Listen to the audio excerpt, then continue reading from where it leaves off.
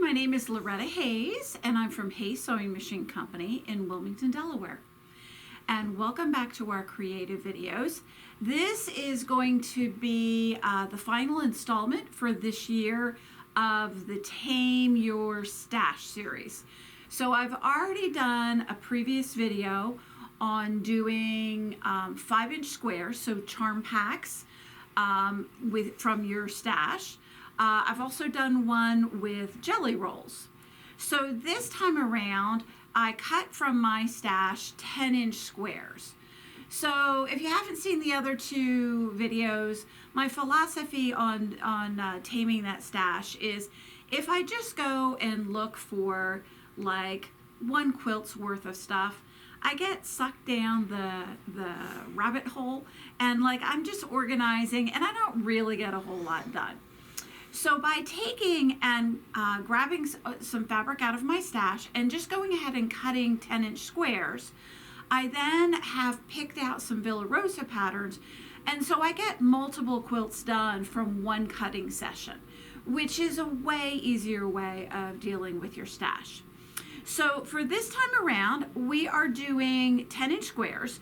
So if you have a layer cake, the layer cakes, you could use any of these patterns for just a plain layer cake. So maybe you've picked up a couple of layer cakes at a quilt show, or maybe at this the shop hop that just finished. So these would also work really well for that. And what's fun about layer cakes is you're going to get a variety of fabrics and they're all going to coordinate. So like I just pulled a couple that we had here in the store. So there's batiks, there's kind of kids things. This one here, I like this one. This is Llama Drama. And so it has all kinds of cute things with llamas on it. All right, so anyway, let's start out with the most visually complicated quilt that I did, which is this one here. So this one is from the Villa Rosa pattern called Takeout.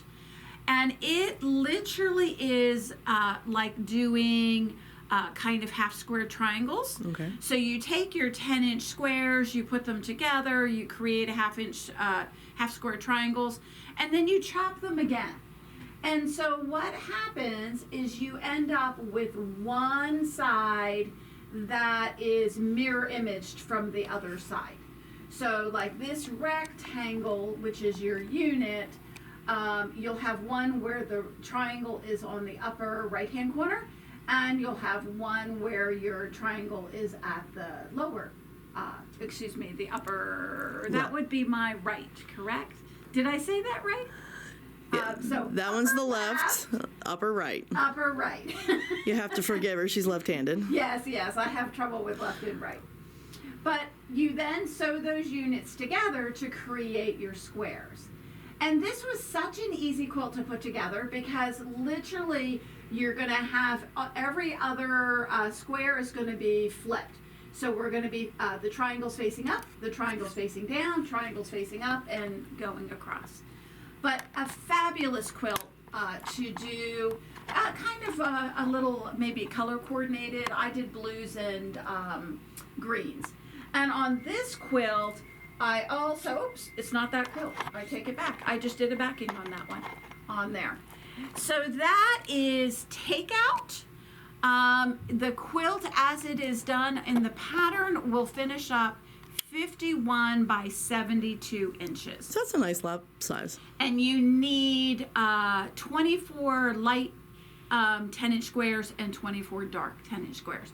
So if you're cutting from your stash, that's your goal on there. All right, so that's our first one.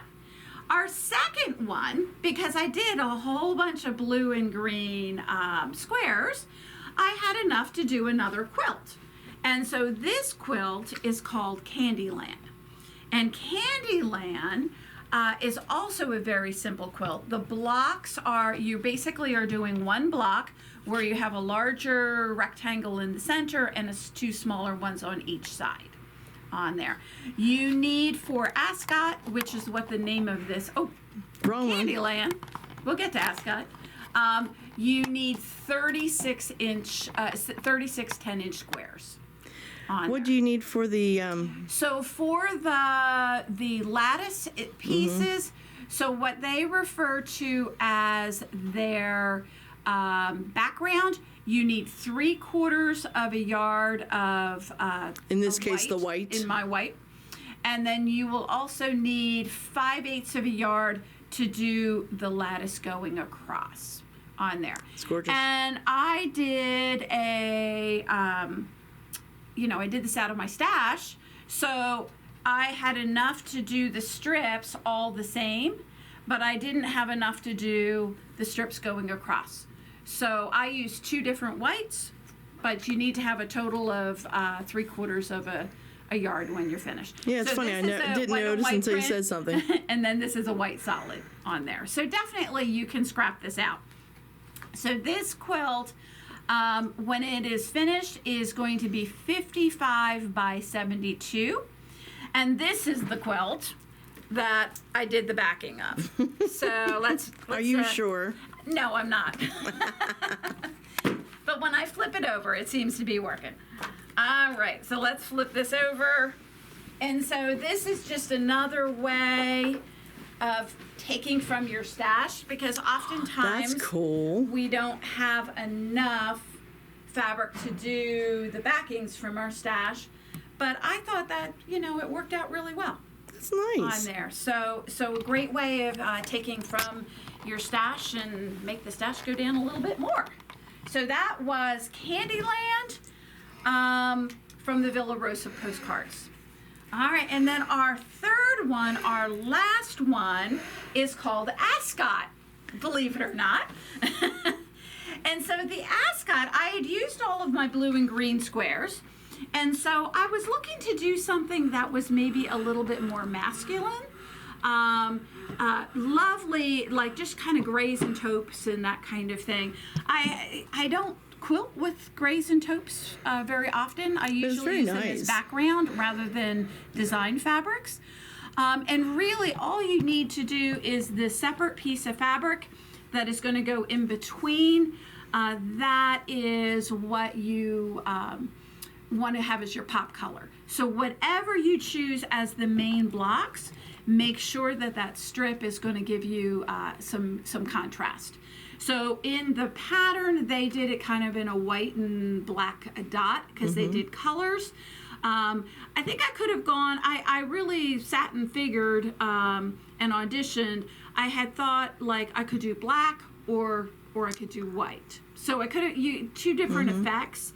I just ended up, I like the white a little bit more on there. And so for this one, you need 42 blocks that are 10-inch square. And then for the accent fabric, you need 3/8 of a yard because it's a small. And this one here, I had 1 block left over, so I thought I'd just bring it. So this one here, you can see how easy the block is going to be. So you have a large rectangle, a small rectangle, and your strip, and you're stitching those together, and your block is done. Wow, that's nice. There. So super cool. The little thing that I found when I was laying out the quilt, I was like, oh, I'm gonna have to look at the pattern for each one, for each of it to figure out the layout. I finally figured out after I laid out about the 3rd row of like looking at each block individually, is that they have matched them diagonally. So you'll see that this row diagonally, the accent is in the same position, the same thing going along on these guys. So as you're going across, you'll see the vertical ones going along. So it was easier to lay out after I realized that they match diagonally on there. This quilt, Ascot, is 57 by 67. It would be a super easy one to enlarge because you would just do more rows on there, just more blocks. And every Layer cake? Layer cake, yes. I don't know, okay, I'm losing my words today. So every one makes 1 block on there. So it's easy to figure out the math on that. So this one here just has a regular backing going along on here. The backing I did have to get, not out of my stash.